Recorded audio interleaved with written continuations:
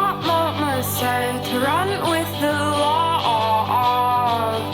But I'm from Wichita. Said I'm from Wichita.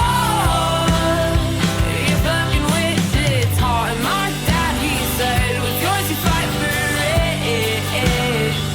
Go bleed out for your country, kid. You're bleeding for your country, kid. And you're drowning for your government.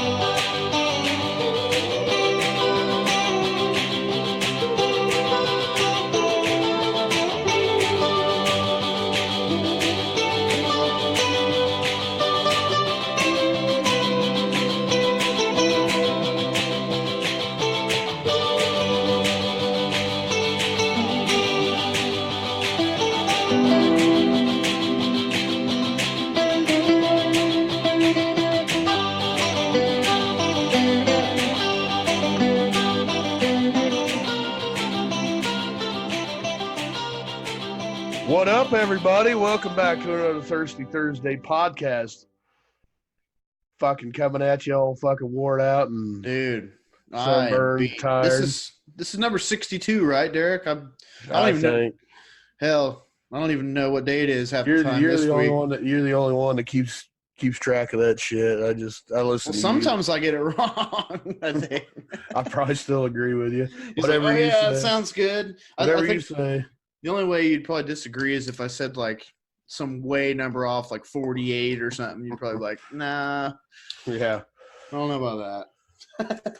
Yeah, I'm with you. I know what day it is, but I didn't earlier today. Everybody's texting me and like, oh, can you get together on Wednesday or Thursday or whatever day, like with the band trying to figure out practice and whatnot. And I was like, I don't even know what fucking today is. I know I need to go fucking lay down and sleep until I don't know what day it is. Yeah. I know that. I need to sleep until I know what day it is. Yeah, man. Busy week. We'll get into all that. But first, that song you heard at the top, that was the Caves. If you couldn't figure it out, they got a pretty unique sound. I So don't think we've ever played that song ever. I don't even think we've played it on the station even. I No. think I remember listening to it once, and I don't know if it was because we played it on here or what, but I don't think we ever have. you gotta support the hometown. Yeah. Wichita. I was pretty happy to see the turnout the other day at Open Streets ICT. It was just about as Wichita can get, because I'm gonna I'm curious. I didn't really get to see much, but we had I did drive out a little bit, and I mean, just to get out, but I didn't really do a whole lot that day, obviously, but we'll get into that. the mayor was dedicating the park there at McLean and Douglas. We were playing just a little bit lower down on the river, closer to the condos. They had a little dock down there, but up above the top where they put the Kansas Coliseum Bull statue, if you guys remember that. Yeah. They were dedicating that, putting that in the park. 20 feet to the left, there's a fucking bum there with all sorts of stuff just scattered out very oddly, like. But then you just see families riding their scooters and their bikes by like it was nothing, and it was just, that's Wichita. Yeah. Pretty family friendly, but a little bum heavy. But Yeah, it's like when we went to the fucking where were we going? We were going to the we were walking. Remember that one day we were hoofing it around downtown and the fucking Disney on Ice was going on? And then also work release was also getting out where they were selling all those. Yeah, they were selling. Yeah, I remember that. That's Wichita, baby. My dad, he's just shaking his head. He's like, Jesus. Yeah, and then I went into Quick Trip right there at Seneca and Douglas, and used the bathroom and walked in there, and I believe it was that same bum was taking a bath in the sink. So, Hey, dude, they get around.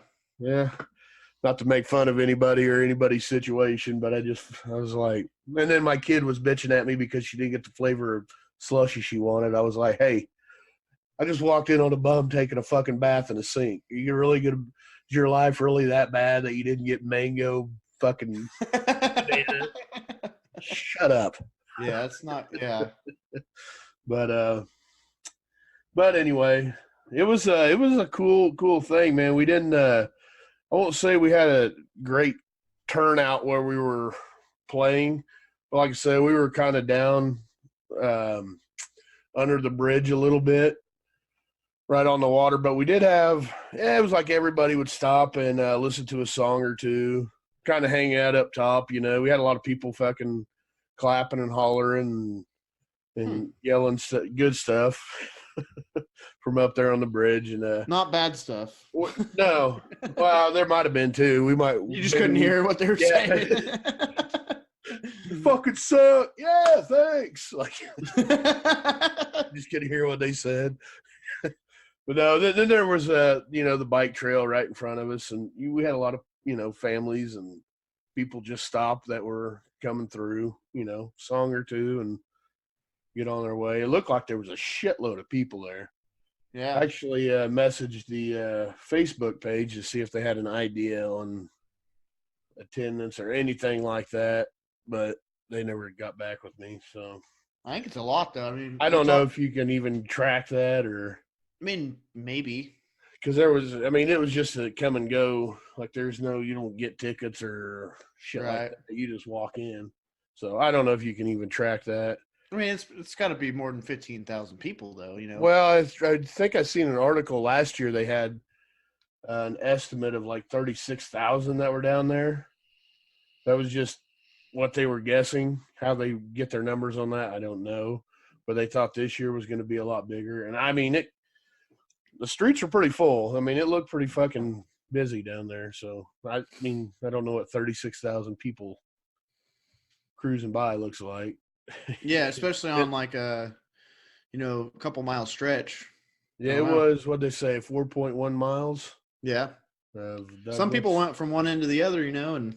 Yeah, I've seen a time-lapse video of basically started down Douglas and just went all the way down to basically, I think it was kind of ends over by my house, so like hillside. I know your street was blocked off that morning. Yeah, go around that was kind of a clusterfuck, the parking. But yeah, it had to have been weird, like trying to get Brian and the van down there. Well, I guess he just pulled up and told the cops, like, I'm in a band. I'm playing. I gotta go unload all this gear. See, I didn't know that. They were just turning everybody around, and so I just turned around. I didn't even talk to him, and I ended up parking way off in bumfuck Egypt, way the hell out there, and got to walk quite a bit. Well, at least you only had to hold the harmonica. At least you only had to hold the harmonica case. I mean, well, and your guitar. Oh yeah, true. I forgot about that. That felt like that was fucking 900 pounds that morning. You should have grabbed my gig bag. It's like a backpack. You could have wore it. Well, hindsight. That was kind of a last thought, probably. Yeah, I was a bit hungover, but yeah. So for everybody listening that doesn't know, got a new addition to the family here. What's his name?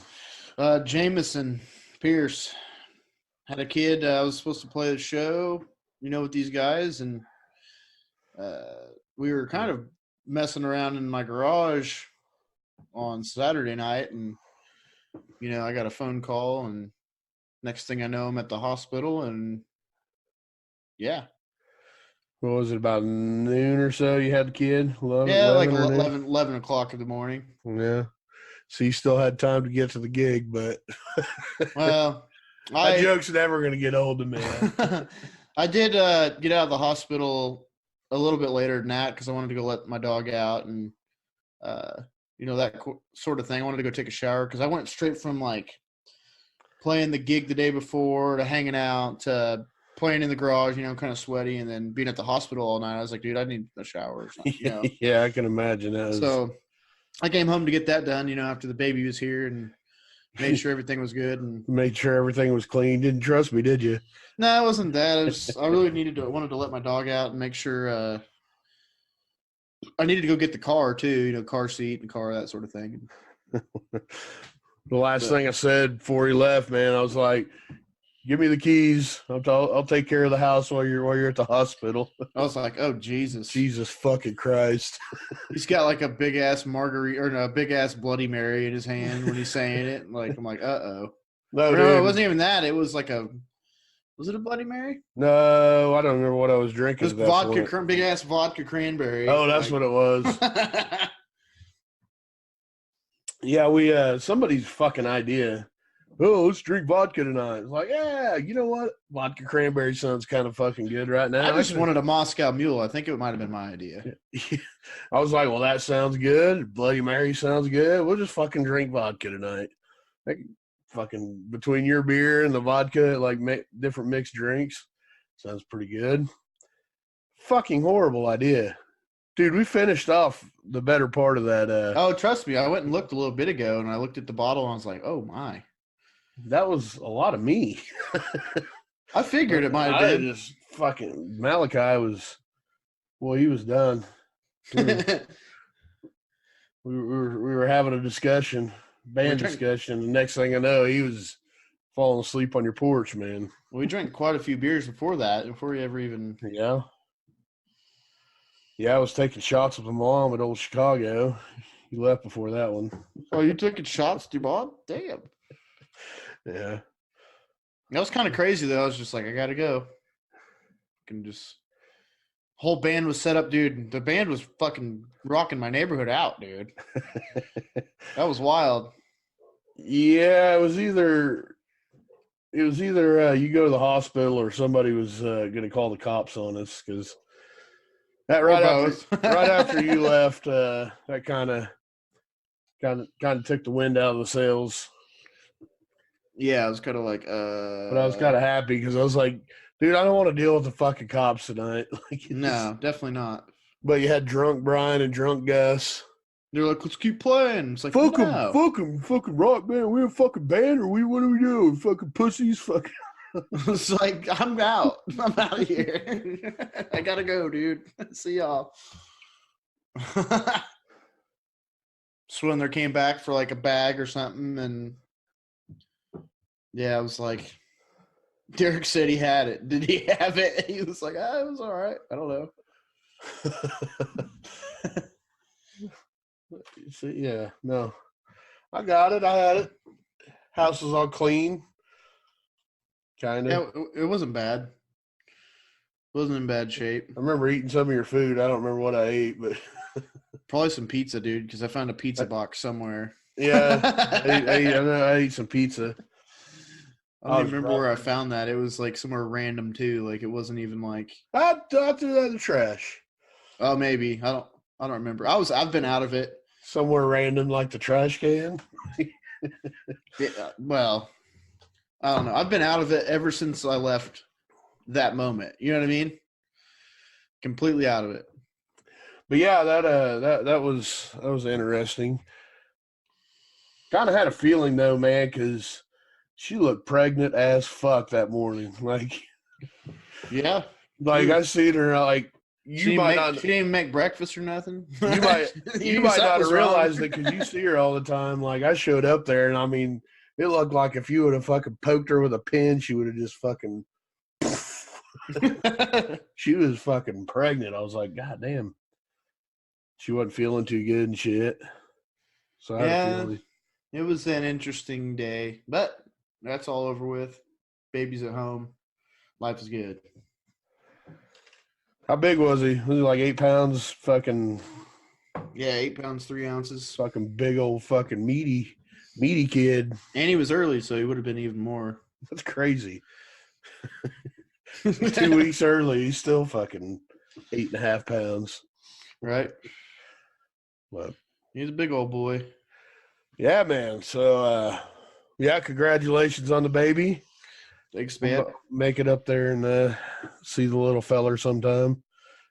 Figured I'll wait and let all the grandparents and everybody else come up and see him and let you guys get settled in, and then I'll come around. Harper was pissed because well, that night when you left, I was like, oh, we'll go to the hospital tomorrow and we'll see him.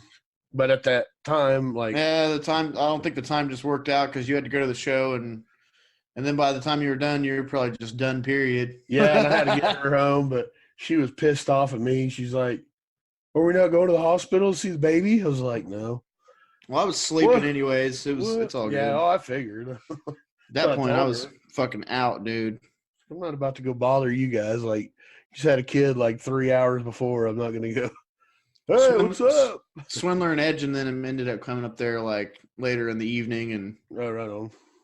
talk football and whatnot and hung out. And then I passed back out until today. And man, dude, it's just been a whirlwind.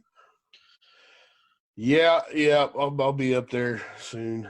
Come see him, but I don't know. I'm fucking tired myself. It's been a lot, man. Played a show in Newton, ride for the dogs on Saturday. No, that was fun. Yeah, it was cool. That's different. It was different. Change of pace for us. Different setup. We still brought the heat. Fun crowd though. Yeah, and then the ICT or the Open Streets thing. So those two cool shows. Play up in Newton again this Saturday. Yep, with like 12:15 to 1:30. Yeah, something like that. It's kind of a weird time frame, but I'll take it. Yeah, I'm fine with it. But yeah, it'll be all right. It's not too early, not too late. Should be kind of nice. Hopefully, it's nice out, and I believe it's an outdoor show. So that was the fucking crazy thing about Sunday. I mean, we started setting up, like, and it was just cloudy and it was looking like rain. Brian's like, I don't give a fuck. Setting everything up. About the time we got all the monitors, cables, everything laid out, got the fucking board and everything set up. It starts sprinkling on us. Oh, man. Waited. It started sprinkling a little heavier. So then we start taking all the monitors back off the stands and kind of packed everything into a huddle, like just in case we had to hurry up and get it. Right. And that was the time like Low Brothers were showing up. So, yeah. That's probably interesting. I saw Brian and Gus kind of play a song or two with them. Yeah, they were playing tambourine with them. Brian was kind of messing around on the drums with them, but I don't think he was getting too carried away. But yeah, just adding a little something. It was Gus was playing drums for him earlier on something, but it wasn't on video. It sounded really cool. But those kids are fucking phenomenal, dude. They're really good. And I hate it. And I'm not saying they have bad songs, but they had some really good ones that I didn't get to record. Like as I was watching, and by the time I realized how fucking good it was, by the time I would have got my phone up there, I was like, would have caught like 30 seconds of it or something. So then I catch the next one, and it would have been like a cover or something like that. But they had some really good originals that sounded really good. Their harmonies are, I think every time I hear them, man, their harmonies just get better. I don't know, but I guess that's a perk of being a brothers. You could just practice whenever. Yeah. Yeah, that was fun. They had a lot of people stopping, like, because that was early on. That was when the whole thing was just getting going. Yeah.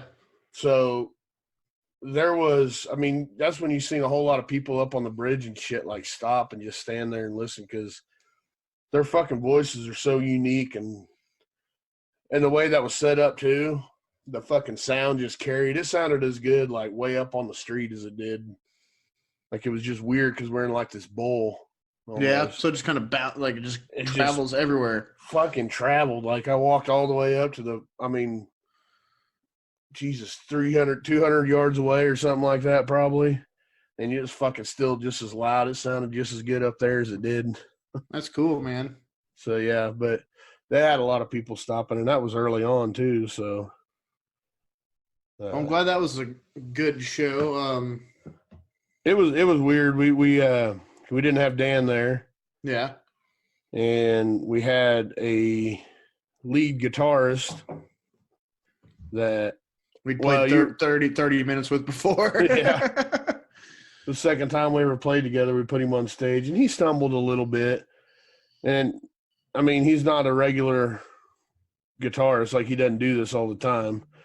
So he came in there kind of cold, and he's practicing and stuff. And some of it sounded really good. Some of it he kind of stumbled, but it was weird, too. It was just because Malachi was just playing acoustic. Mm-hmm. He was, and Jeremy was playing the lead. And then me, I got to get used to fucking not throwing my harmonica in everything. Right. Like, I got to communicate with him, make sure we know where it's at. Well, we come from a world where it was just me, you, and Malachi, and, you know, between verses and bridges and stuff like that, it was basically up to you to have stuff in there because or else it would just sound weird. You know what I mean? I know. Now that's all I fucking do is I start getting after it, and I'm fucking got my eyes closed and fucking just getting after it, playing. And then I fucking remember, I'm like, oh shit. And I look over, and he's just waiting. He's waiting for his turn to go. It's like, come on. I'm ready. I'm ready. But yeah, that was fun too. I'm excited to see where that goes. Yeah, for sure. Be interesting. Actually get a practice in or a good one or something, you know, and kind of see how that works out. I don't know. It's a whole nother dynamic, just like when we had a bass and drums. So it's a growing thing. That it is. It's going to end up being one of those 30-piece mariachis, but honky tonk. I know. I'm like, do we need any more? And then I hear this shit in there. I'm like, yeah, we need something.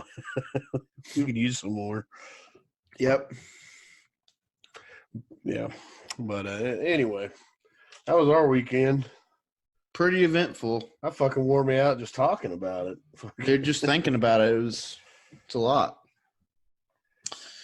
Very busy. And, yeah, still going to be a busy week this week as well. I know. It's kind of weird because we kind of go in spurts of like, okay, we're full force band. Now we're radio and podcasting. And then we're, you know what I mean? Then we're like, okay, now we got to be full force band again because that needs to be our focus. And then we have to go back in here. And it's just kind of a weird dynamic. A lot of people probably don't quite understand, but I guess people in multiple bands, it's probably similar.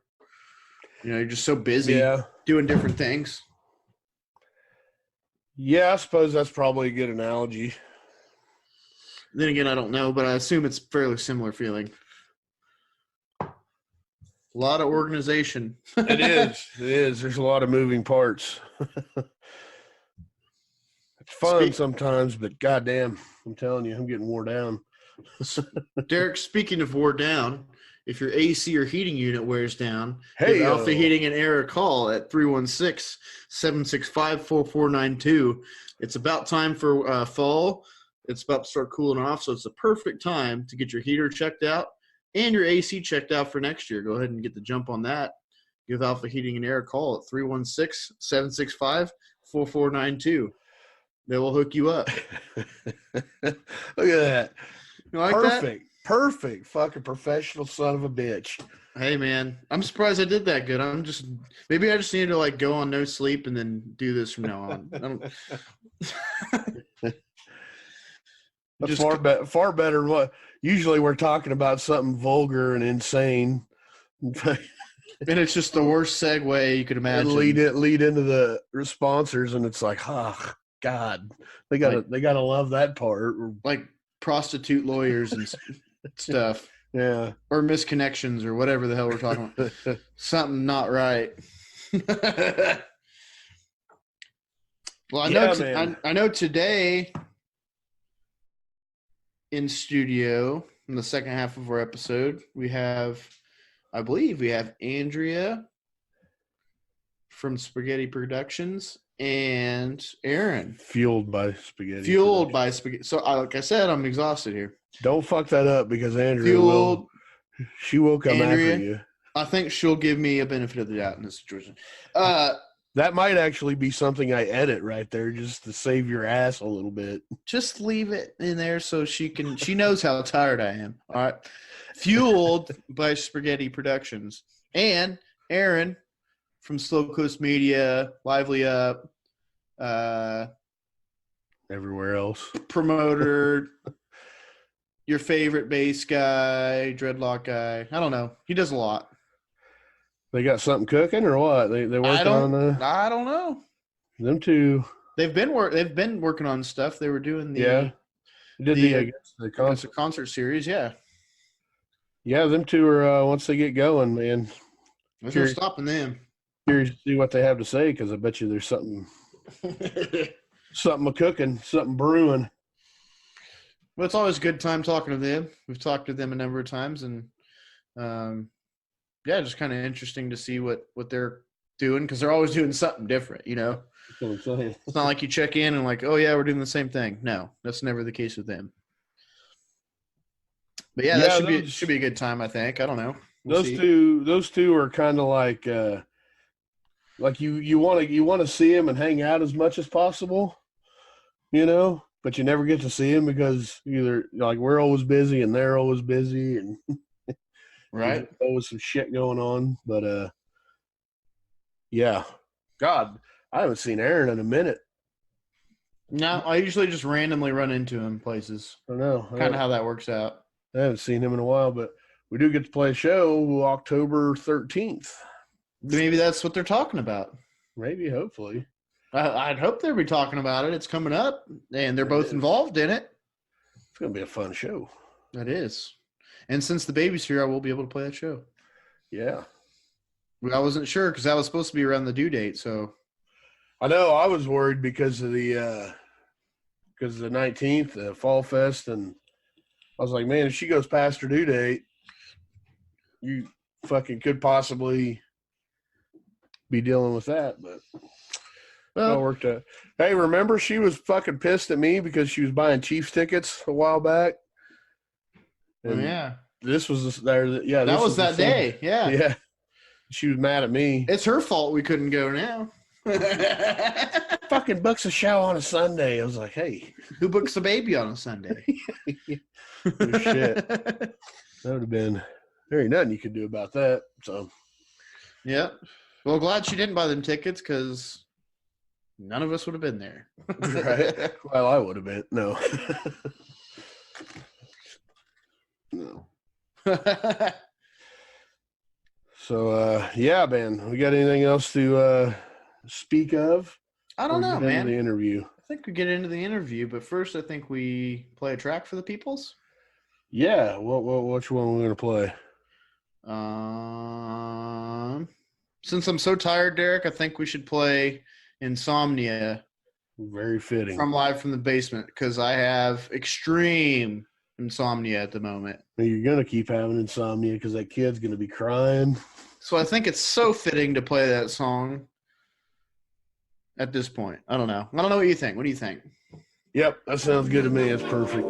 Awesome. So on the other end, you will be with Luke, Glenn, I believe Tim, Andrea, and Aaron. Yep. I guess I sleeped in, cause I can't really sleep now. Being underground is the gimmick, but when I look down I see clouds. Altitude still looking steep, attitude still look at me. On some look and see, this year we dropped 5 times, 5 times, 5 times, 5 times, 5 book of tea. Did my shows, then a little bit. Did another video, let it get some hits. Set the table up for our benefit. It's time to finish it. This is it. We need to see ends for the penmanship. I I see the world below me. I see you, baby, and I see the homies. See where I'm at and where I'm gonna be. I see the work it takes, I see it's on me. I see my window and I see it's close. But I guess I'll sleep then, 'cause I can't really sleep now. Being underground is the gimmick, but when I look down, I see clouds. That stairwell will remain standing when it all falls. This was built to outlast at all costs. All flaws corrected and redirected quickly. It's risky. Story could end up being directed by Alan Smithy. Creative freedom on 100G. In the basement, built on wall, grace and submarine. Subterranean and internal submarine. Ross Sterling broadcasting from the underneath. Follow me. Learn a lot behind the scenes. Let them fall in line, I'm trying to read between.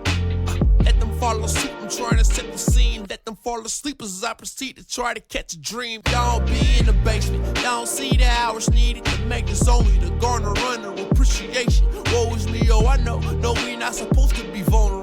We supposed to keep it cool like an overthrow. Tighten the overcoat, walk on the uncharted road. Ignoring the whisper saying I told you so. Toe to toe with defeat, refusing to tell us so. Life is full of change, say the chain cause it take a toll. Grew up on Megazords, trying to stay up all night with my little brother to catch Mr. Wizard's World.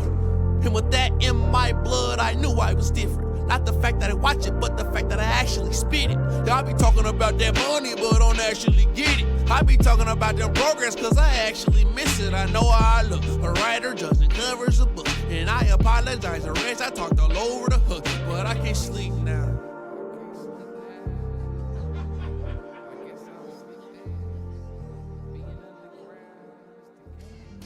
Welcome to the Thirsty Thursday Spotlight, featuring interviews from top Wichita acts and artists, recorded live from beautiful Red Cat Recording in Peck, Kansas. Listen up, you knuckleheads. Here's your host, Glenn Shipman. Another hot Thursday for you guys here in Wichita. How you doing, Luke? I'm doing pretty good. It's still hot. It is still hot. Still summertime. I looked at the yard today and I was like, one more time it's going to need to get mowed. Of course, I don't mow it, but it's going to need to get mowed one more time, and then that's it. I'm going to have to winterize the mower, and I'm kind of looking forward to that. So. I will let that grass get ass high at this time of year and mow it at the dirt. Everything else is like a bell curve, in life, and it starts off slow, gets real big, and starts off slow. But grass growing is not. It's nothing, 2 feet high all summer long, nothing. And then nothing. So, it's like I said, that I don't cut the grass, so I don't really care. But it doesn't matter to you, does it? I've been excited for this podcast. Me too. All week because this is kind of the other side of bands and artists, and this is kind of a promotions. This is a business promotional side. And I kind of look forward to it every week, and for the same reasons as this is an opportunity for us to take a minute in our day to listen to a different side of the story than what you hear on stage. We usually have these artists in and they're talking about music, but we also get a little bit, maybe even a little bit more than we should sometimes, into what makes the music. And I dig that. Yeah. And that's no different than today, because we have some behind-the-scenes music makers right here in the studio. We have Aaron Underwood. Some heavy hitters. How are you, Aaron? Good to see you, man. So far, so good, man. How are you been? I'm good. And then we have the manager of Flashpoint, also Fueled by Spaghetti Productions, Andrea Deshane. Hi. It's good to see you again. Haven't seen you forever. Always. I know. We have the general manager of ICT-radio.com, Tim. What's How you up, doing, Tim? Glenn? We actually got Tim in the studio instead of sitting behind Luke, making sure that he's doing his job. He's going to be in here making sure that I'm asking the right questions. I suckered him into being on the show today. I'm still watching you, Luke. Still watching you.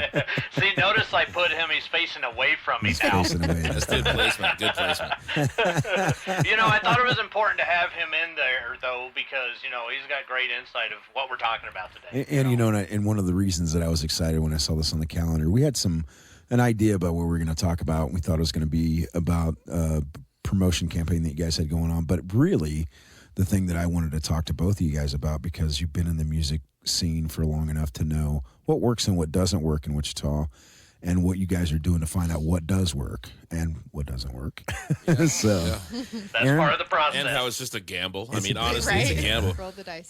I think a lot of times you can compare that to fishing. You know what I mean? Sure. You either put stink bait or worms, depending on what you're trying to catch. Yeah. And you just throw it out and see. I mean, it's It's a a numbers guess. You game. just kind Yeah. of, you're hoping that works. And you can, on paper, line up everything correctly. Right.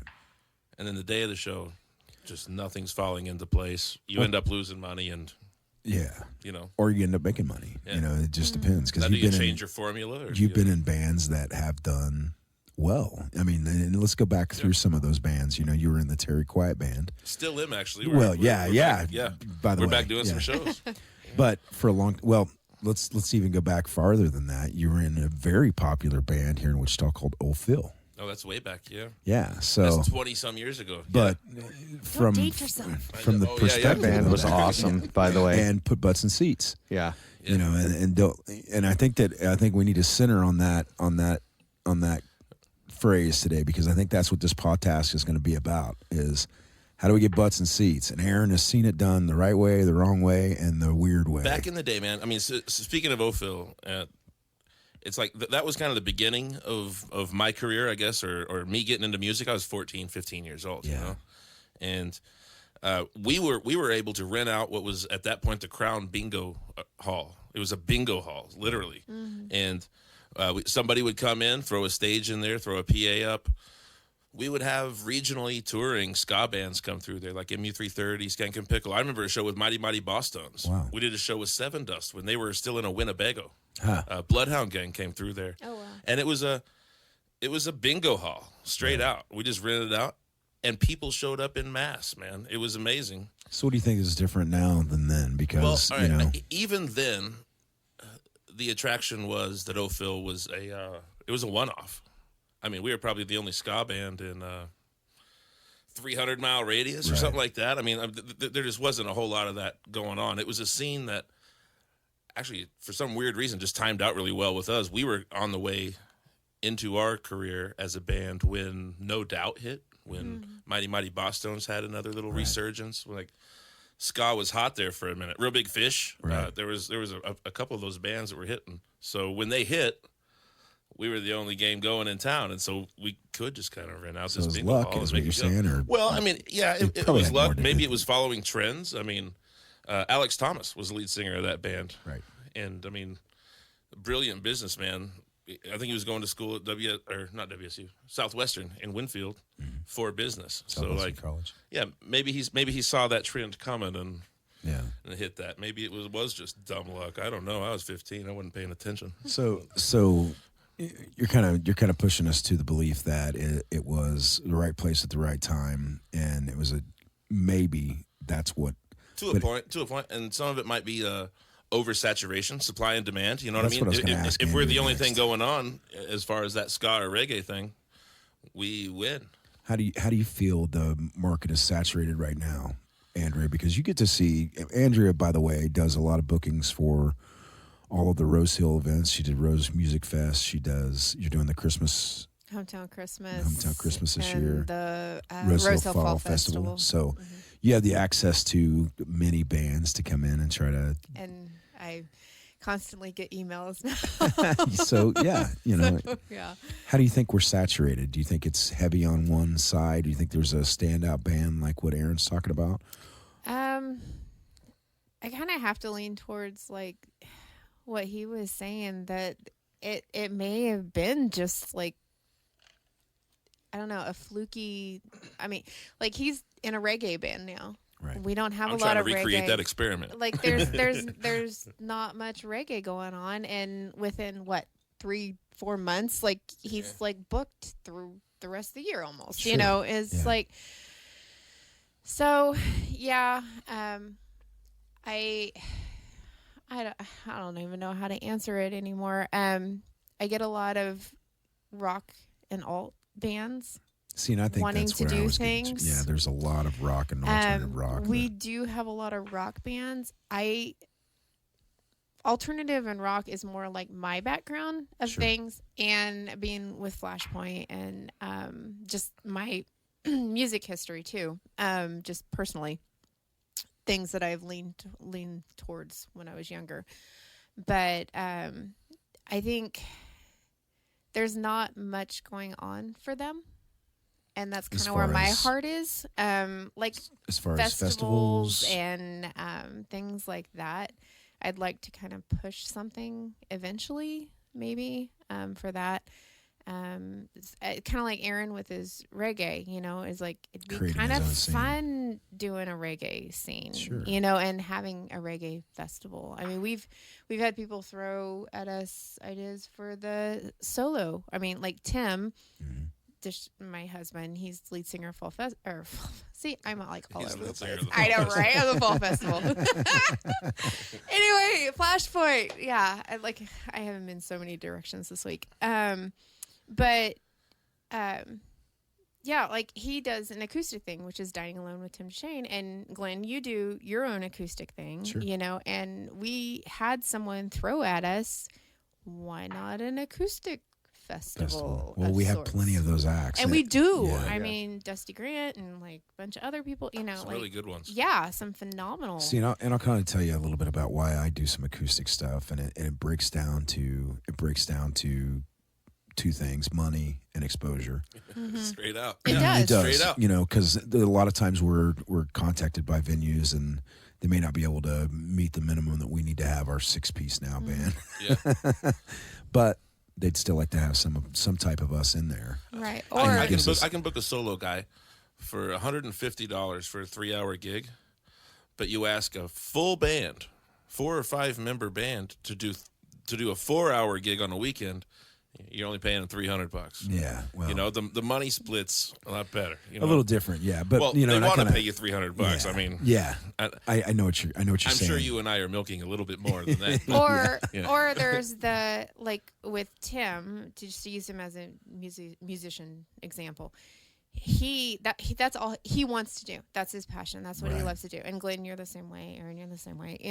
That's all he wants to do. And being that I love my guys, but they can't play every weekend. No, because and they can't have their play- own things. They can't play on Wednesdays. A yeah, lot of or times. whatever. Yeah, but Tim's more flexible. He Sure. can't. So that's why he's doing like you. We actually got the idea from you because I got tired of him moping and wanting to do more musically, and I'm Sure. just like, okay, well, we're going to start Dining Alone with Tim DeShane. See, and I think the biggest So- reason I do it is definitely not for the money, because I Yeah, can it make wasn't more money for doing him. T-shirts, or I Yeah. can make more money Yeah. cleaning toilets. Promise. I mean, Yeah. You're not But wrong. what the thing that I really enjoy about it is an opportunity to get in front of new people that haven't heard Tequila Ridge, and they get to hear Just the Worm. And I tell them during the show several times, if we're just like that little perfume stand on top of the Walgreens counter that says, if you like the smell of Drakkar Noir, you'll love Right. Black Bottle. Well, that's that's exactly what we do with Just the Worm. If you like the way we sound, you're gonna love my band when you Right. hear a full Yeah, band. exactly. Right. And it goes back to what we're talking about today, which is continually promoting whatever it is that you're doing. And in our cases, it's mostly bands. And it's a constant push. I mean, I read, because I'm constantly reading the business side of the musician and all that stuff. And I mean, can you guys guess how many times you're supposed to post on just on Facebook or Twitter a day? For an upcoming show. Yeah, I'd say Just anything. I'd Just say at least any 3 post. Yeah. A day? 3 A is day. a minimum a day. that a band. I would have said a lot more than that. Yeah, but Yeah. that's the minimum. You got to They catch their said- algorithm somehow. Yeah. And 3 that is the seems to do it. minimum posts a band should post a day. And they said, yeah, it might seem like a lot, but when you really start breaking down, let's just say, because a lot of people are on Facebook. So break down Facebook.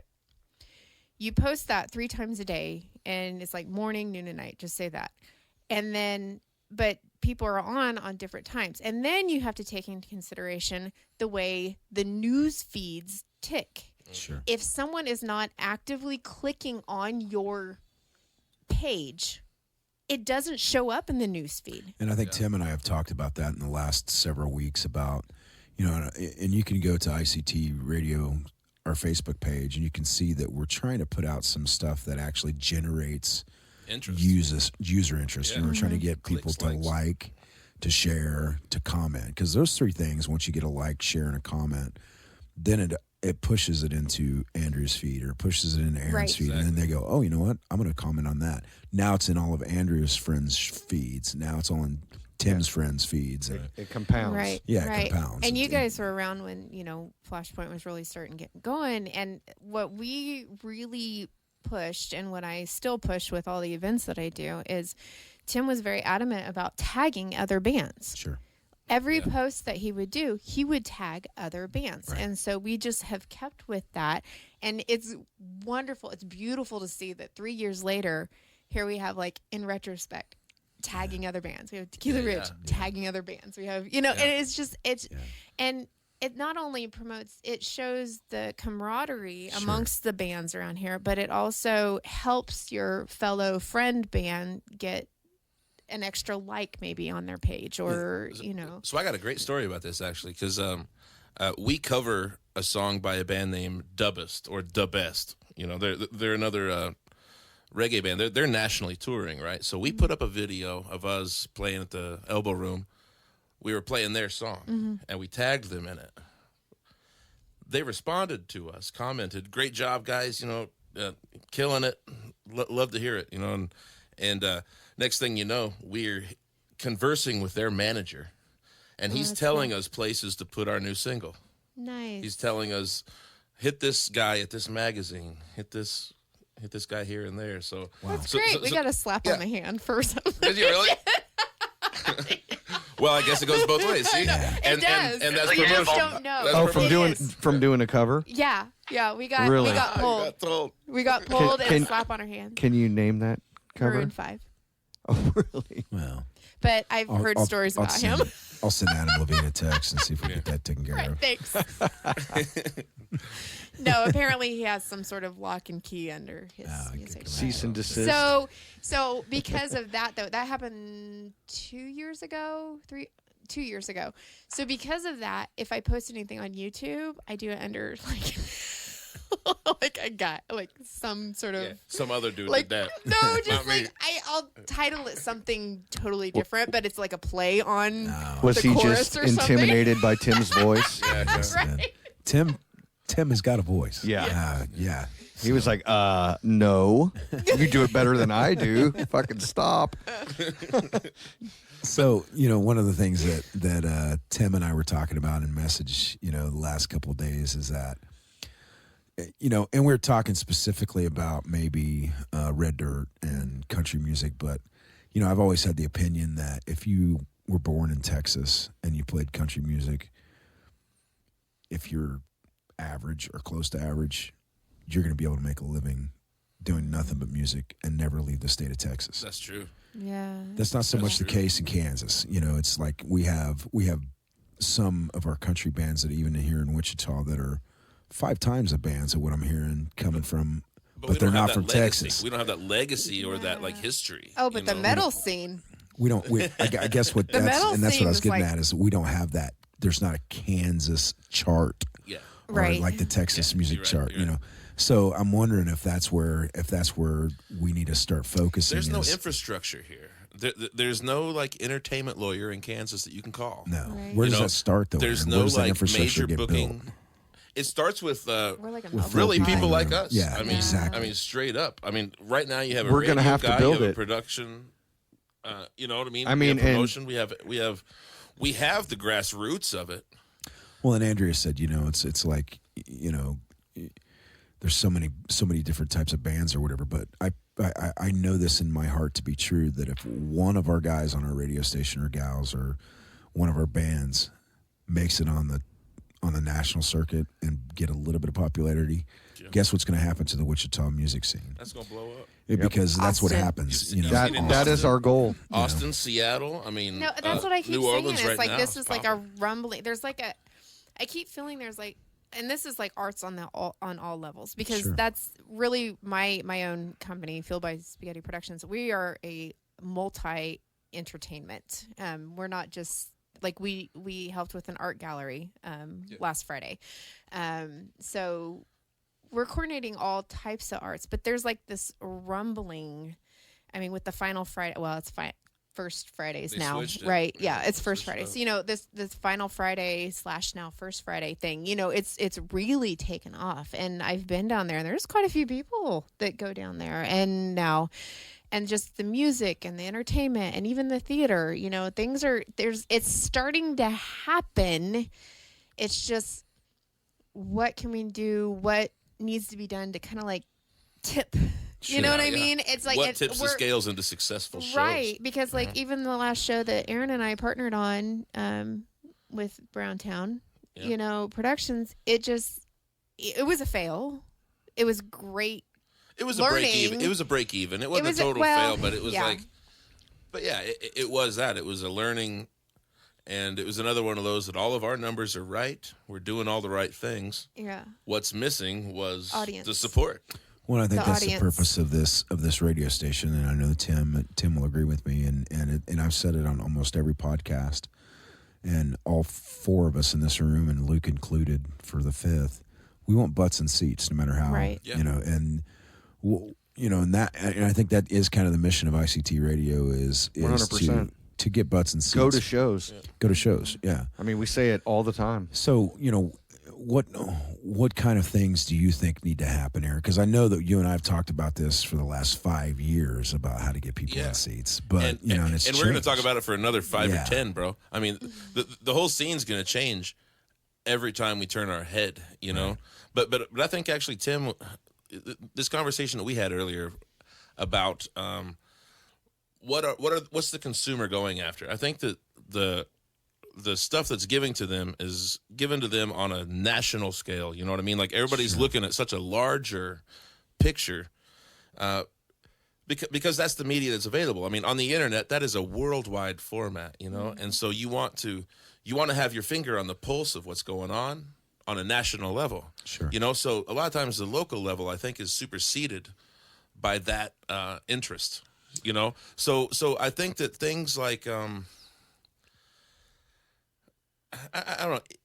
Anything is locally driven. ICT Radio being one of those assets that we have in our community. You know, we now have a source that we can look at for locally driven entertainment. No, it's worldwide now. Yeah.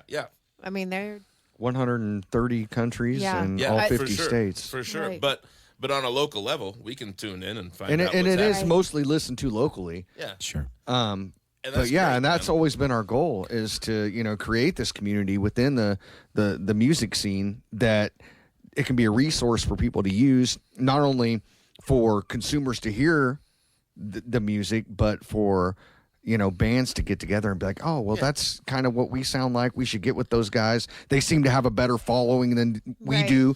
I mean, they can Well- help us. We can help them type of thing. You guys seem to be cheerleading for the community. Oh, You know for what sure. I mean? And if we can bring that community together, man, Well, we have all the power in the And world. Glenn, you know? you often ask bands when you have them on the interview, you ask them what is the Wichita scene? What is the type of genre of music that we're getting? And really, you know, I'm in a unique position that I get to hear a lot of it, and I can't really put my finger on it. Yeah. You know, You get to hear, I think, what's being created. right? Now, on the other flip side of our coin here is we're getting to see what's supported. Supported. You know, like what shows are actually making money. See, and that's You one of know? the perspectives that I have too, because I get the opportunity to run sounds at a couple venues in Wichita, and I get to see different. And that was honestly, that's one of the things that attracted me to taking some of those positions is that I get to go in and I get to see a salsa band once a month. And Yeah, I'm beautiful. telling you what, the salsa band had more people in it than a lot of shows, and Yeah, it's because how often does a salsa band come around? So is it a saturation issue? I think it's a saturation issue. Yeah. You I think it's a saturation I issue think it's within a definitely band? a issue. It's not the only issue. Or you think but it's part of the big yeah, issue? it's part of a bigger thing. Is it a saturation per band? A band's playing too much, too often, too close to where they played last time? Or do you think it's saturated because there are 19 bands playing on Saturday night and 18 of them are above average? Two-part question. First part. All right, yeah, I see this a lot. I see a lot of local bands that never get out of Wichita. And so to pay their guys and to keep momentum going in their world, they will straight up cut your throat on a $5 show at Shamrock or Barleycorns or Elbow Room, one of these places that charges a cover, they will straight up cut your throat and go play another bar for free the next day. Yeah. You know what I mean? And so that's a killer. That's like, it does. that's not even thinking about long term. What are you doing to our scene? You're Do you think that's an yourself. issue of mentorship, Andrea? Do you think it's an issue that we have so many bands that are coming on the market now that they need people like Aaron and people like Tim and people like, those guys to mentor bands how to become a successful band? Actually, that's been one of my big issues with the area is we don't even have things are kind of turning around, don't get me wrong, but we don't even have what we were trying to do with Augusta Historic Theater was, we wanted to have a place where it's kind of like the next step. Our hearts are places like the Shamrock and Barleycorns and places like Elbow Room and things like that, but for bands who really want to, that's all they want to do is be a band and they want to make it in the industry and all that stuff. They don't have around here a place or a theater or a concert venue that will teach them that, why do we have because there was one time that I had a band, a member of a band be like, well, I don't understand why I have to have a 3 p.m. call time for sound check.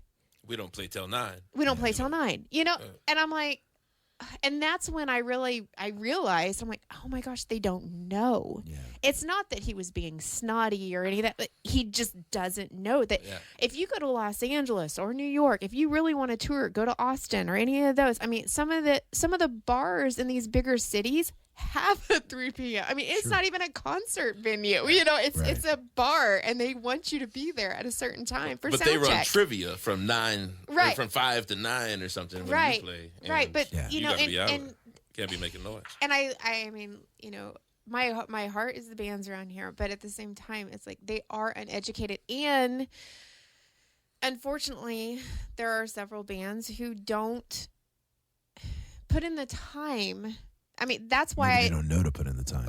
Or no one, maybe, really and it might be that. And that's why on my own page with Fueled by Spaghetti, whenever I read something, and I started just sharing it on my Fueled by Spaghetti page. Every time I'd come across something that was like, I think, oh, this would be good for bands to know, or, oh, they should know this for future reference or something like that.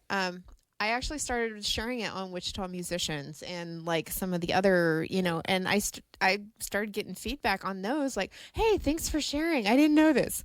Right. I'm like, okay, And, or you get the guys like, you're full of it. You don't know what you're talking about. Right. Well, those kind of guys can't went into it anyway. Yeah. So, and those are people who are not going to go anywhere or do anything. And I mean, like our goal this year was to get out. I mean, going back to the oversaturation thing, we purposely tried to get shows away from the Wichita area. I think that oversaturation is probably not the term I should have used, because I think we're very well saturated with good bands. I think the thing that we are undersaturated with is the fuel to get people in seats. Yeah. Right. And I don't understand that too. And this is something we talked about out front, is that Riverfest has no problem with attendance and concerts. ICT Open Streets, no problem with attendance and concerts. Blues like she Crawl, said, the Blues Friday. Crawl. Final Friday. Wolfstock. Right. No problems there. So what's the difference with those people liking live music on the 2 weeks in June? I know, and a lot of those people are dropping like $100 a ticket, and because like they're something paying, like that. I mean, they're paying quite a bit for some of those things. Yeah. And is it a promotional issue? Is it a promotional issue? And so how does one promote? You know what I mean? Like, how does one promote? Really, we're limited to social media around here. There's not a physical like rag, like the Village Voice or the Pitch Weekly or something like that. There's not a physical music rag that runs around, and those are losing popularity anyway. I don't know that we want one, but there's never been that kind of a thing around. Well, there is the weekly rundown hosted by Glenn Shipman. There is. On ICT there is that. Radio. Thank God to ICT-radio. And that's a good point. And that but that's also limited to our listenership. Right. It's not like the coffee news that's at every gas station because I don't think it's the issue of music fans going out to see music. I think it's an issue of your average Joe. How do you get the new music listeners in? And so this is a trick that I've seen done a whole bunch. It's difficult. It's hard, but you have to make a show be a special event. You know what I mean? Like what's going on at this show, you know? Who was it I was talking to the other day? There's some country band. I can't remember. Oh, Jake Gill. He's got a Yeti cooler that they gave him to auction off. You know, so you come out to his shows and you buy some raffle tickets, and then at the end of the month, he auctions off this Yeti cooler.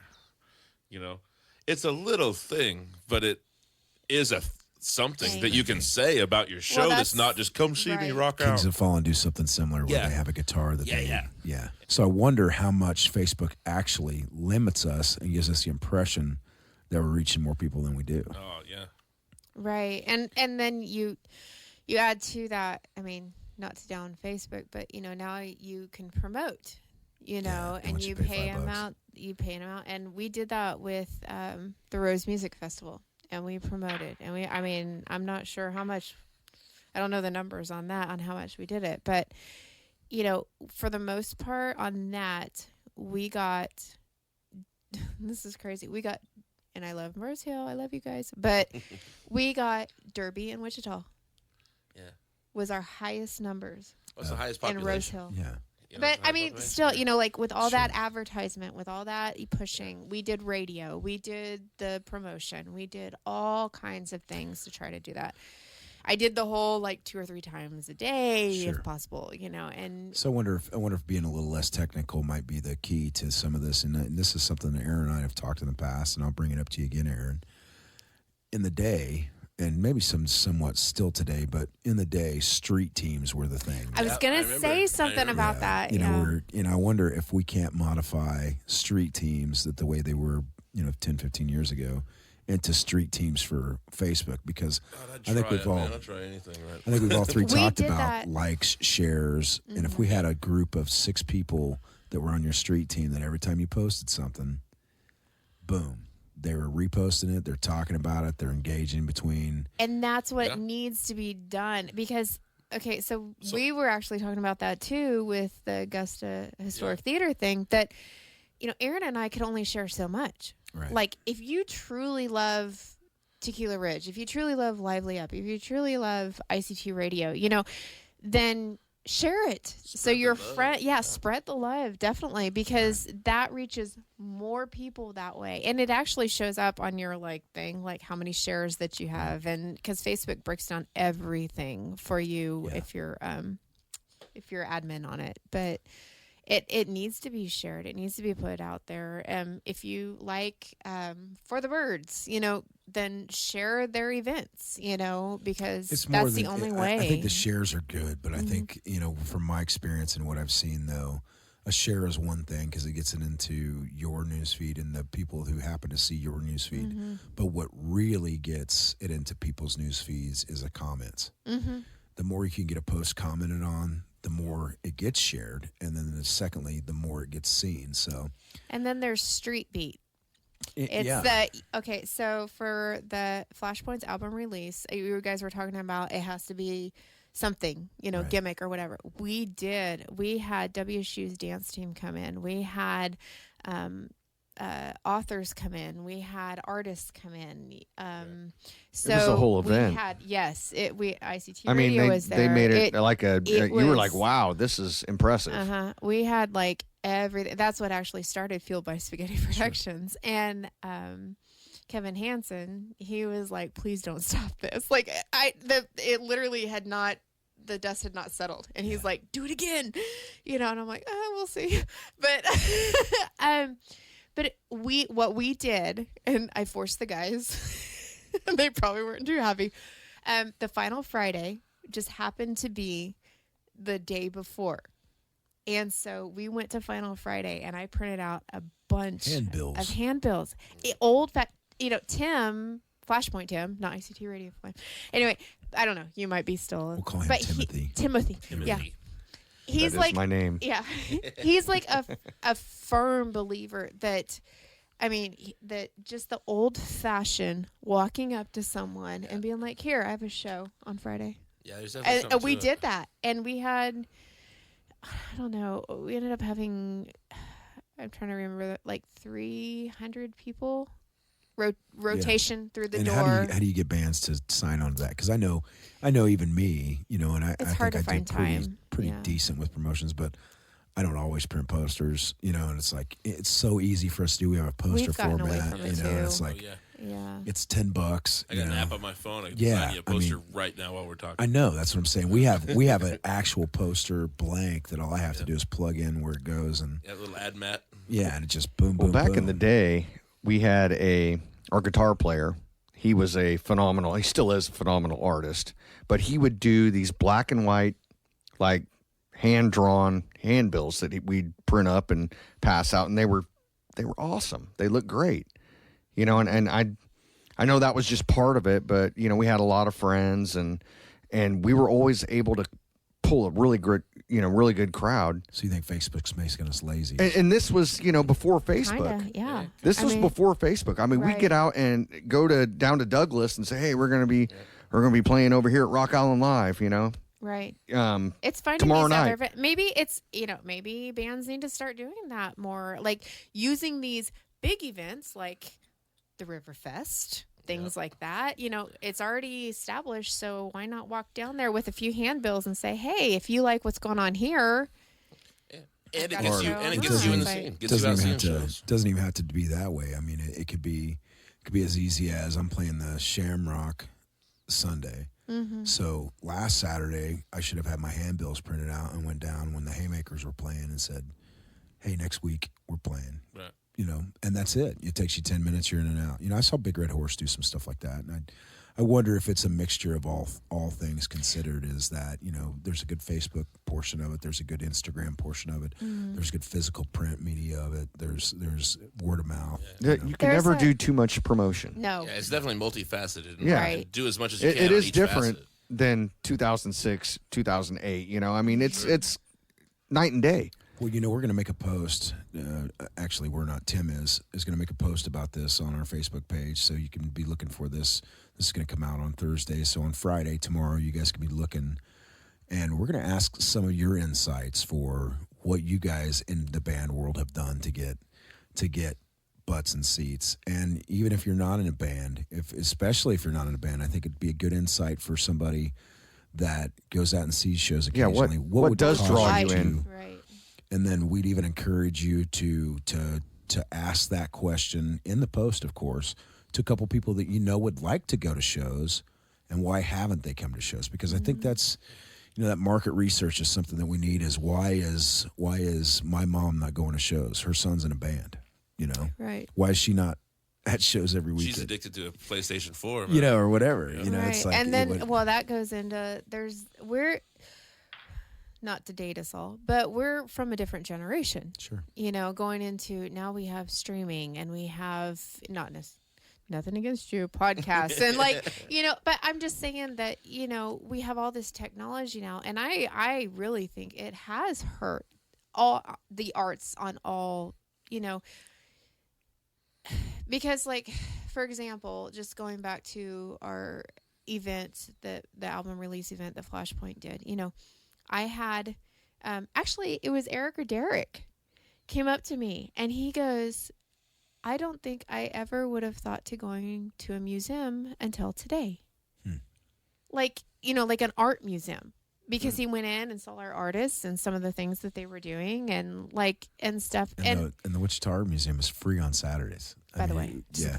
Yeah. Why wouldn't you want to go on a Saturday? Right. You haven't been, go. And Aaron and I were actually talking. Well, it was more of a text conversation, but I told him, I said, there is a generation that's coming up that the pendulum will swing the other way, and the butts will be in the seat again, and all that stuff. Granted, we might be elderly by then, but it's like I can see it. I mean, just Tim, your kids, my kids. I can you see know what I it. mean? Like, Yep. there's Derek's daughter. I mean, there's all these And I think it's the kids. 12 and under. Yes, yeah. That's going to be the generation that it's going to come back to. I really do. Right. I think anything over 12, they're a little bit still in that. I don't want to call it millennial, but maybe that is what it is. Entitled. I guess if any parents are listening right now, I would highly suggest taking your children to some form of art something, because I mean, like, if you look at Los Angeles, they have cut a lot of the arts out of the school district. A lot of the arts. This is an unintended consequence of something that was done on a state or federal level to where. And I think it has, to a point. I mean, Tim and I came from Los Angeles. I mean, well, I'm from Kansas, but, he was born and raised in Los Angeles. And the year that we left there, they had cut more of the arts program to where that year a lot of the really known, already established, if you want to call them signed artists, musicians, they started music schools in Los Angeles to counter what the LA school district had done. They literally had cut a lot of the band funding. They cut a lot of the arts programs. And these people who, it's great, but they were dumping their own money that they had made, all the years that they, and these are people who are really known that started art schools and music schools because of what the district had done the year that Tim and I had left Los Angeles. So I think there is really, like Aaron said, I think there's several factors that are going into today what's hurting arts as a whole. Well, I'm a firm believer that we have plenty of fans in Wichita. We just don't have a lot of fans that come out enough to make it to the next level that we need. And that's the question I want to pose to Aaron. It's just like I said about Riverfest. And, I don't expect 200,000 people to go out and see live music every weekend. But there should be a percentage of those people that could say, you know what, I want something to do this Friday night. I haven't taken the wife out or haven't taken the girlfriend out in a long time. What's there to do? And you see this all the time. There's nothing to do in Wichita, which is so. There's lots to do. I saw that on Facebook the other day. So someone said that to, there's nothing to do in Wichita, and I literally went in and I posted like a ton of things. I'm like, here, look at this. Well, and I get the opportunity to do that too because I look at everybody's Facebook posts and it's like, who's playing tonight? And I go right on there and list every single band that's playing all week long. It's like, these are the ones that I know about, and I'm sure there are more, but, because I already have that information at my fingertips for the rundown. So, Copy paste. So what do you think? What do you think about using and tapping into the buy local and the local? Because we are proud of our flag. We're proud of ICT as an ICT community. We're proud of, anything that is ICT related. Yeah, sure. There's a huge flux this year of that. That's what's turning the tide, I think man. so. How do we tap pride. into that for live music? How do we tap it into ICT as part of that? I think that's being done. To a point, to a limited extent, I guess. People like ICT Radio are helping that out a lot. The Wave is bringing through some great stuff, and in front of these nationally touring bands that are playing at the Wave or the Orpheum or Hartman Arena, Cotillion. In front of those bands, a lot of times you'll see a good local in front of there, and I think that's part of that effort. I think what we were talking about with the final Friday now being first Friday. I know it's one of them Fridays, but that whole thing is really bringing that to the point, and it's gone on long enough to where it's starting to get some of that like River Festival kind of. Well, I call it a culture of cool, and that's exactly what it is. Is they have created, whoever, and I'm sure it's not just one person that's created this buy local, love local culture. Have had help with getting that, but it's a culture of, I want the Wichita flag on my T-shirt design, and and it's because it's cool. I'll buy that hat. So and I wonder, what's the next step to make that cool for live bands, Andrea? I mean, what do you envision in 5 years to say, are we going to have 200 people in a venue every night? across the city, or is it something that's going to take longer than 5 years? I don't know. I hope and pray that it doesn't take longer than 5 years. You know what I mean? I mean, just on a personal level, but I don't know. I just feel like that I'm here to teach. Well, I now, wonder if that's the key. And I feel like I'm in a place and time. You're in your place, you're in the time that you're in for a reason. And I'm a firm believer in that. And I have come to the realization and the acceptance of that, you know, even Tim and I may just be here to teach the next generation. And it may be not until, like you said, the 12 and under generation. Well, you know what I mean? I don't think it may be that. I think it's just, you know, if you're, because joy is contagious too. It is. And if you get somebody in a band, and if bands are listening right now, find that person in your band that can cause contagiousness.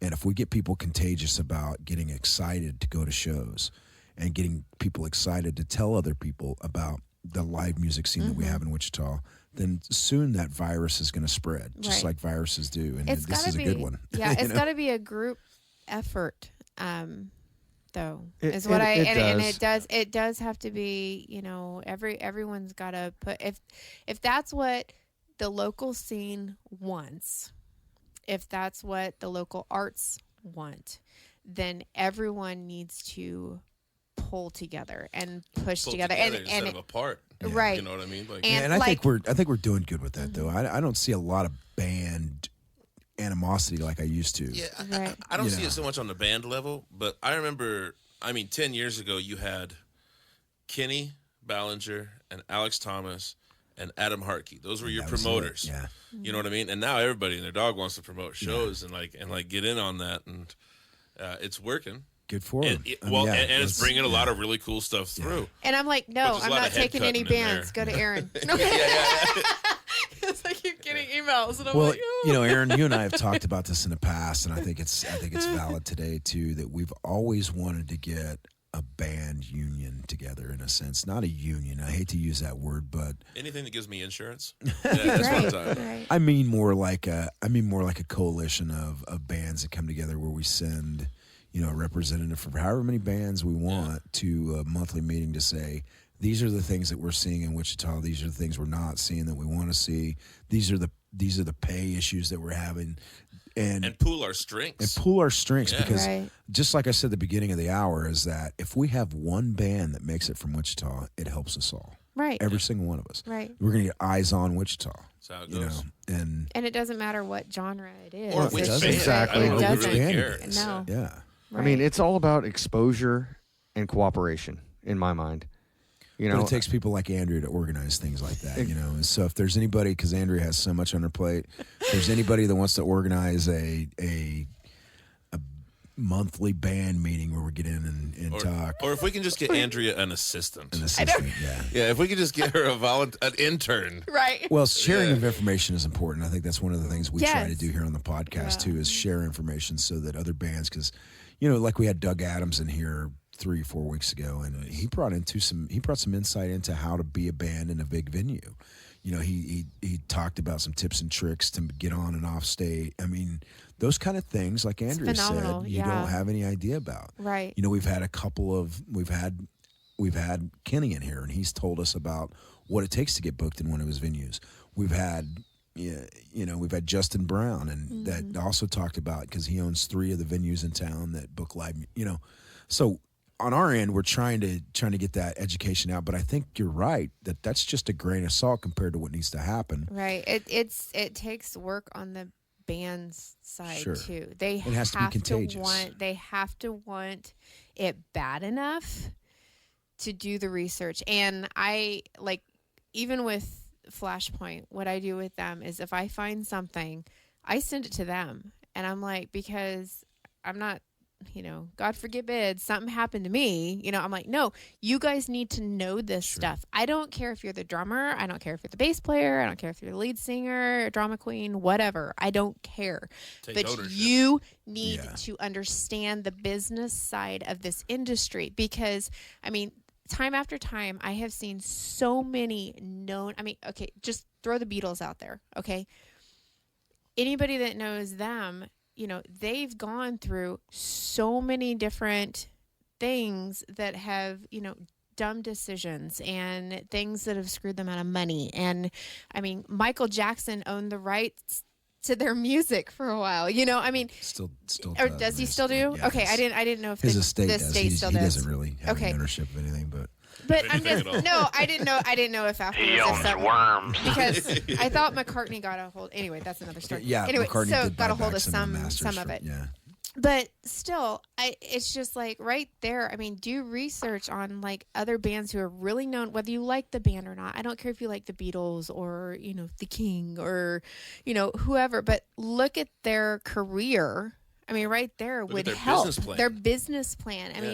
I love Gene Simmons and I do read his stuff because that man's been around forever. He's got some really good business advice for bands. And I think one of the attitudes in Wichita is that that probably works in Los Angeles, but we're in Wichita. Oh yeah, I think you that- don't know what works here because nothing has worked here. I think that Aaron brought up a good point earlier when he was talking about, like Riverfest. It's an event. Yeah. It's huge. It's Riverfest. Right. And that's my advice to bands is to make your gig an event. Yeah. Promote it and make it sound huge and make it Riverfest look, have that look to it as far as your artwork or your whatever you're totally. doing, putting out Package there. it. Make it look huge. Yeah. Well, Riverfest had people coming out before there were good bands playing it. Yeah. Right. You know what I mean? Yeah. Now we have like world-class nationally touring bands coming through. And people still complain, man. People still get on online and be like, "Well, I've never heard of that." That's band. the other side Google of Facebook, though. There's always going to be complaints, and those guys are 1 in 45. Oh man. There happen to be the most vocal, but there's 45 other people that just are now energized from that one person being negative. So I don't ever really pay attention to that so much because, it's just like. Well, yeah, we got our There is no first bad press. negative review not too long ago, and it doesn't matter if it's negative or positive. It goes. It's always constructive. History We've had a few shows haters. it does. History shows it doesn't matter what kind of advertisement your band gets. That's still. For that one negative, we got 6 if that wasn't true, positive then Kenny comments. wouldn't have put it in the back of his T-shirts that he has. It's Right? like, Oh yes, I saw service is slow. And yeah. prices or whatever. Do you guys know Steve Forgot about Shagwell? that. Yes. You guys know Steve? Yeah. So he runs this thing called Your Band Sucks. Yeah.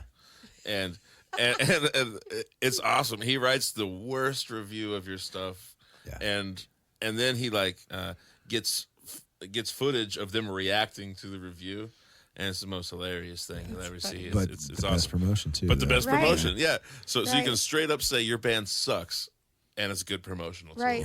You know? Right. Well, yeah, I think that's pretty good. But I think everybody in this room would agree that we all need to do our part to create a culture of live music in Wichita, and I know that.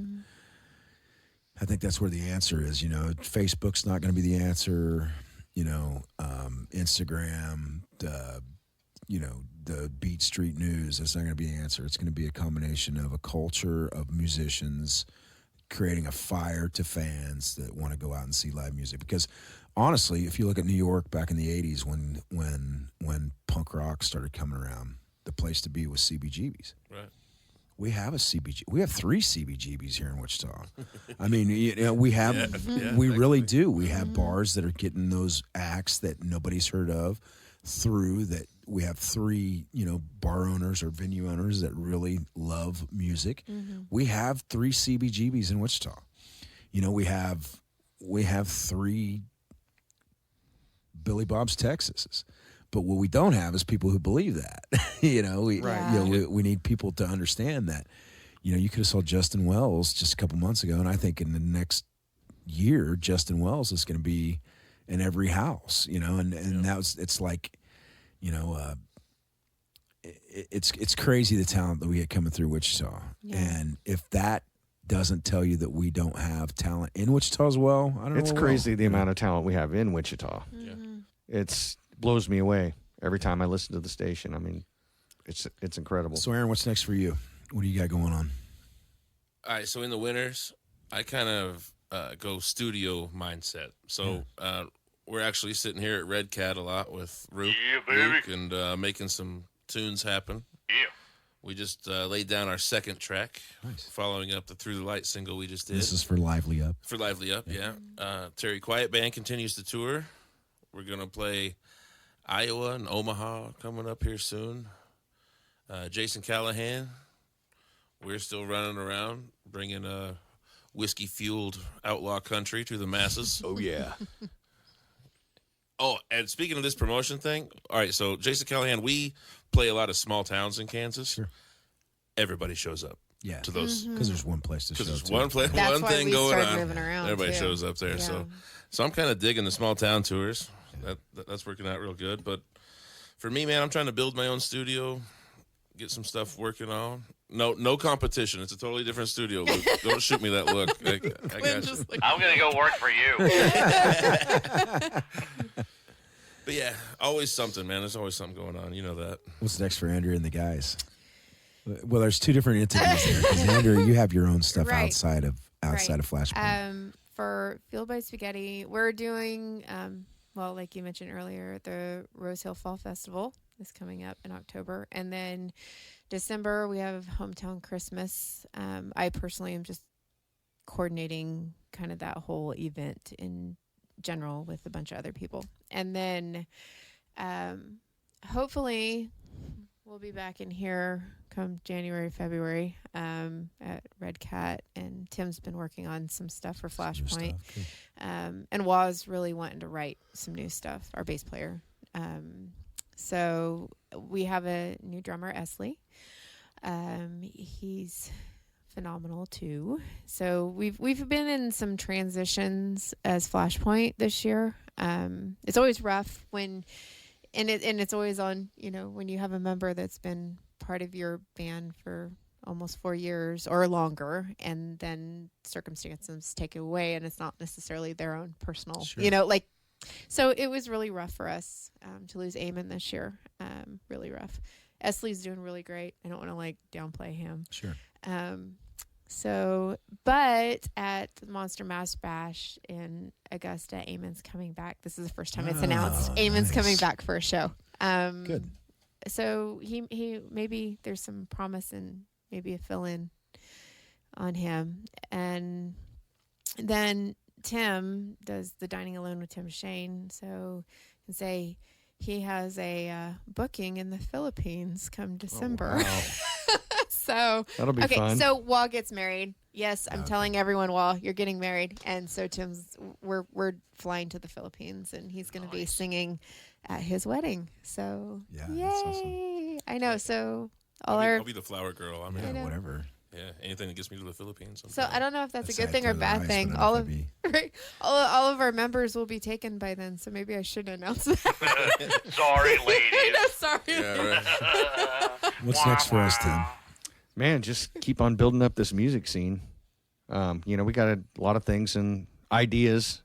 Sure. We're putting out there and, tossing around between us and, in between you and the guys and all of us, shooting ideas around. I mean, something's going to stick for us. And I'm just really looking forward to the future for ICT Radio and what we have to bring the listeners of Wichita. Well, Aaron, I know that we've talked about it, and Andrea, we've talked about how you can support these guys. And I think the most important thing, of course, is going to shows. We say that all the time, but they can find you guys at Facebook, at facebook.com/livelyup. Yeah, I think that's it. What's yours? It's just Fueled by Spaghetti Productions. Fueled by Spaghetti Productions. Yeah, it's very long.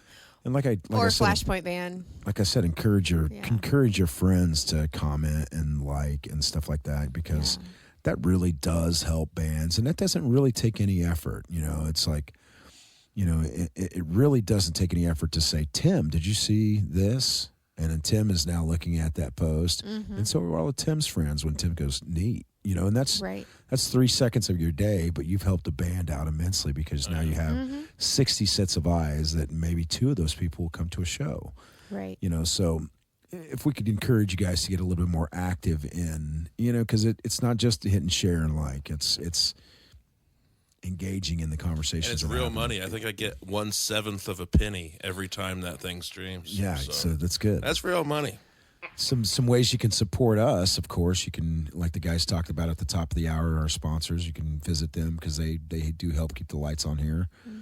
We also have a Patreon program going on right now. If you go to patreon.com/ICT radio, there's a bunch of different packages you can sign up for, and one's a t-shirt. You can get exclusive content, and we always have good exclusive content. We keep the mics running sometimes, and you know, get to hear some inside conversations that maybe not the whole mass are going to hear. So I think we also have one where we have a studio sit-in, a tier. We do have a tier where you can actually come in and sit in the studio with us. That's right. And that would be a lot of fun if somebody wants to pony up. So, you know, especially, and we'll even let you choose which band, you know, shoot, we don't care as long as the band's okay with it. But, you know, listen to us on ICT-radio. Again, you can support us by going to your favorite podcast app and giving us a thumbs up and a 5-star review. But the most important thing, guys, go to shows. Recorded you, Glenn. live at Thank Red you, guys. Cat Recording. Thank you, Luke. Audio. Hosted by Glenn Shipman. Check out redcatrecording.com. Oh, I can talk. I know, right? Adios. Thank you, sir. All right, thank you. Thank you to Luke, to Glenn, to Andrea, to Aaron. We are ready to see all of them. Well, I don't know if Luke and Glenn will be there, but Andrea and Aaron for sure on October 13th at the what is that called? Rose Hill Fall Festival. So yeah, thought there was a certain name for it, but anyways, looking forward to playing that. There's a lot. I believe there's a comedian there, and there's some heat being brought at this one, man. Yeah, man. I'm excited to play that. We're right in between 2 very, very good bands. So yeah, hopefully that brings us. Hopefully we bring the heat, and we're there. Fucking. I feel good about it now. Like if you would have asked me 6 months ago, I'd have been like, I don't know. We were probably shitting our pants back then, but yeah, no, we'll be good. If you're not busy this weekend and you feel like driving to Newton, there's a chili cook-off going on, and we'll be playing for a little bit from 12:15 to 1:30, I believe, in downtown Newton. Yeah, it's somewhere around there. Go to a Brother Jukebox page, and we'll have it on there for sure. If not, definitely go out, find a show. It's weather's going to be starting to get really nice, so you have absolutely no excuse not to get out. It's not too hot. It's not too cold. Get out there. Absolutely get out there. And if you don't come listen to us, go listen to somebody else, because there is enough music to go around. It's that time of year, man, and before long, you know, everybody's going to start hibernating because it's going to start getting really cold, and there's not going to be as many shows. It's just kind of how it works. Yeah, well, right now we're in that little spot in the year where we can all get out and enjoy the weather, and there's a lot of outside live shows, and I love it. Patio shows, and this is when we get to play outside. Like I said, I'm burnt to a crisp because I'm a pasty Irishman that can't fucking stand in the sun for more than 3 minutes without roasting, but it's still my favorite time to get out and play. And football. Oh, and Sober October's coming for us, man. Yes, next week we will have a guest on here. She is going to be coaching us through. I don't know exactly what she's going to do, but we need something help. Probably give us some pointers. Yeah, somebody's got to fucking help our degenerate asses. Fucking not sure I'm capable of helping myself. Stay sober. You would think for 30 days you stay sober and eat right. It shouldn't be that hard, right?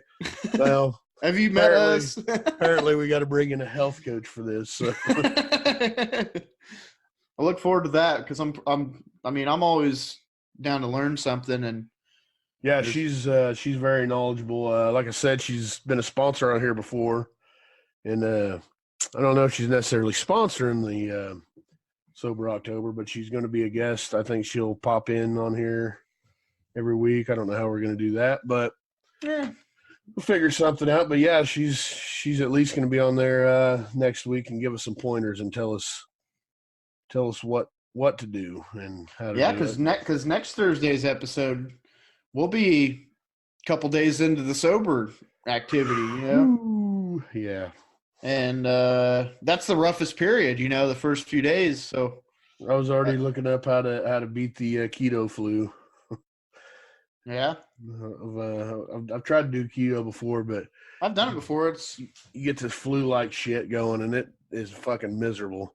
But yeah, gonna do it. And like we said last week, whoever we can get to join in with us, fucking let us know, whether it be you stay sober for October or you get out some personal challenge of some sort, Yeah, just challenge yourself in any way and post it on our Facebook page, and maybe we'll talk about it on here. We probably will, because we really don't have anything to talk about.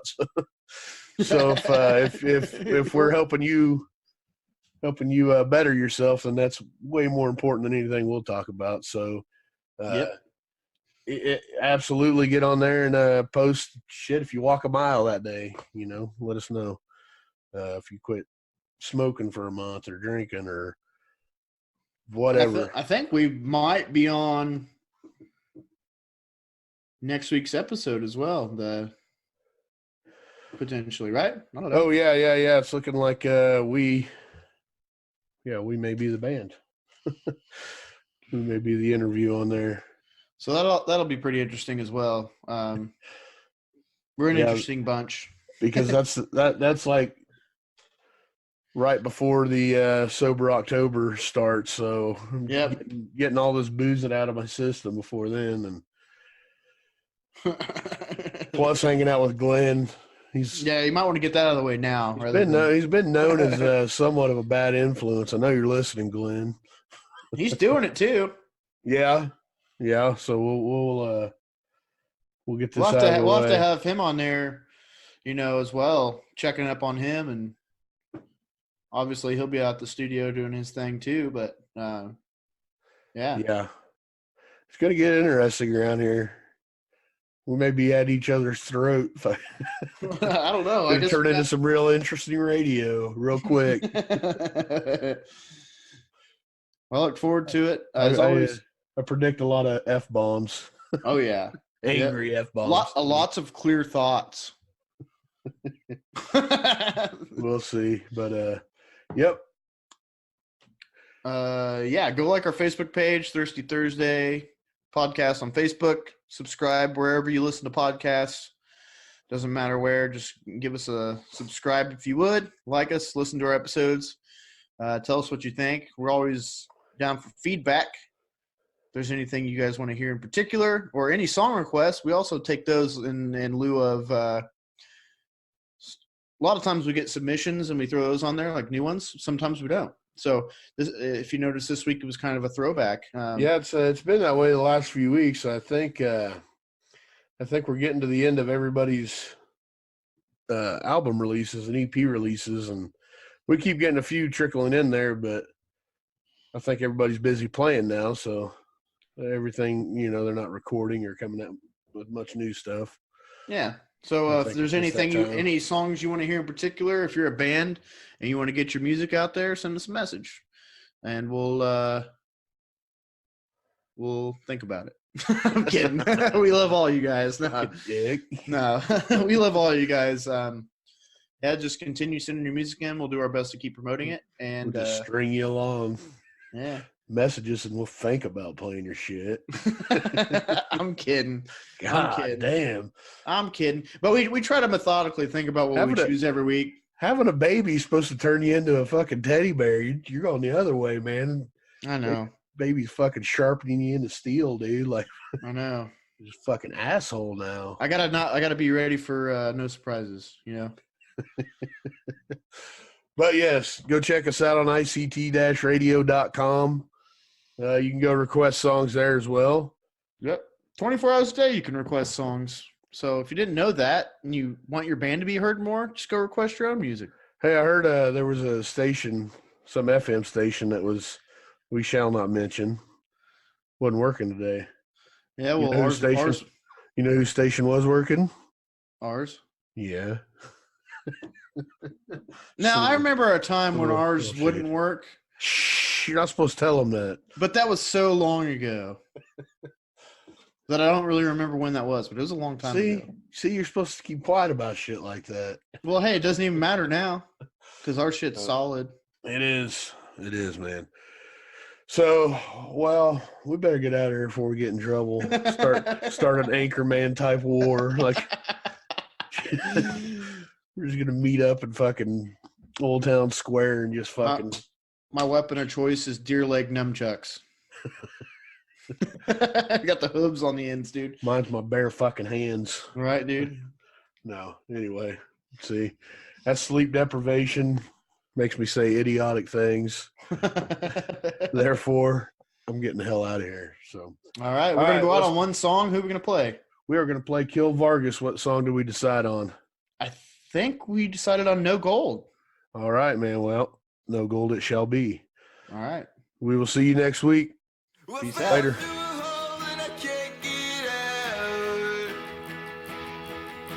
That's okay. No one knows. I figured out I never got around. I'm a fake. I'm just wasting my time till I don't have any time to waste.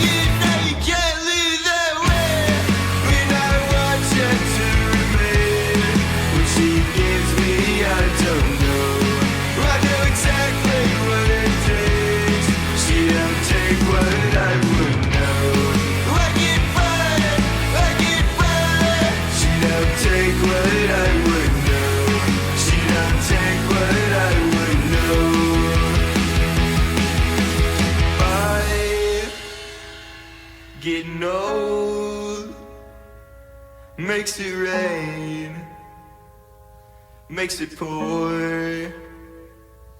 I get by in the cold every day, never goes.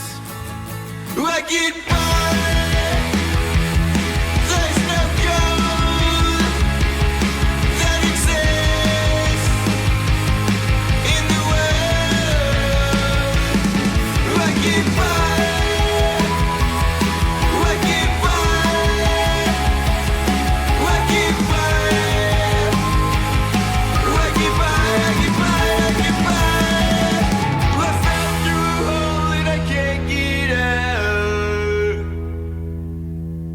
that's okay.